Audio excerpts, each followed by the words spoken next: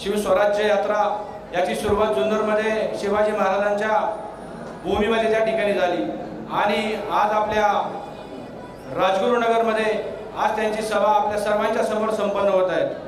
मला एवढंच सांगायचंय साहेब, ज्या वेळेस पक्षाची विभागणी झाली त्यावेळेस या पक्षामध्ये ज्या पद्धतीनं लोक जमा होत चालली त्याच्यामध्ये खारीचा वाटा त्या ठिकाणी मी उचलायचा प्रयत्न केला आणि महाराष्ट्रातली सर्वात मोठी बैलगाडा शर्यत साहेबांच्या वाढदिवसानिमित्ताने चरवली या ठिकाणी त्या ठिकाणी भरवली आणि त्याच्या माध्यमातून खेड तालुक्यातून काम करण्याची सुरुवात केली।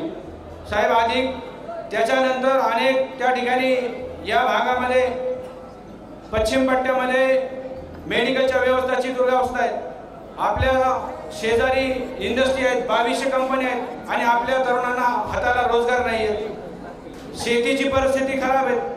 आज शेतकऱ्यांना पाण्यासाठी लाईट नाही आहे, लाईट तोडली जाते, रात्रीची लाईट तोडली जाते। शेतकरी रात्रीचा बिबट्या येईल म्हणून त्या ठिकाणी पाणी सोडून देतो आणि त्याची आज दुरावस्था झालेली आहे।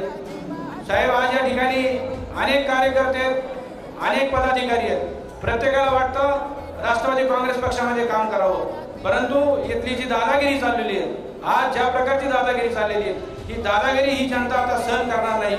ह्या गद्दारांना घरी बसल्याशिवाय आपले कुठलाही खेड तालुक्यातील एकही माणूस त्या ठिकाणी शांत बसणार नाही, कारण की आज जे लोक आपल्या बरोबर आहेत ह्या लोकांच्यासाठी आपल्या सर्वांना त्या ठिकाणी त्यांना मदत करावी लागणार आहे, कारण की भविष्यामध्ये हे जे गद्दार आहेत हे गद्दार घरी बसणार आहेत, परंतु घरी बसल्यानंतर अनेक कृत्य त्या ठिकाणी करतील। त्याच्यामुळं आमच्या बरोबर जे काही सहकारी आहेत त्यांची पाठराखण करण्याचे काम आमच्यासारखा सहकारी निश्चितप्रमाणे त्या ठिकाणी करत आणि भविष्यामध्ये येणाऱ्या विधानसभामध्ये साहेब ह्या तालुक्यामध्ये शिरूर लोकसभेमध्ये खेड तालुक्याने 46,200 मताधिक्य दिलं।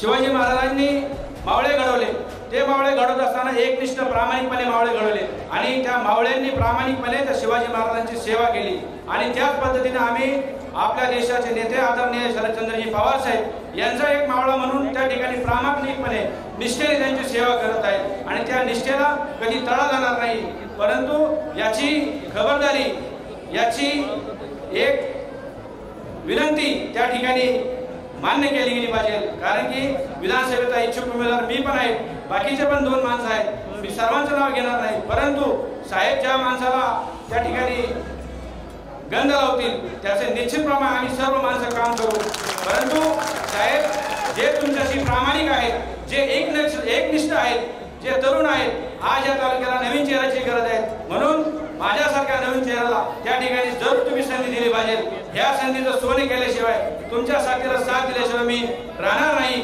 अशी मी आपल्या सर्वांच्या समोर ग्वाही देतो आणि थांबतो। धन्यवाद। जय हिंद, जय महाराष्ट्र। पहाट नवी कर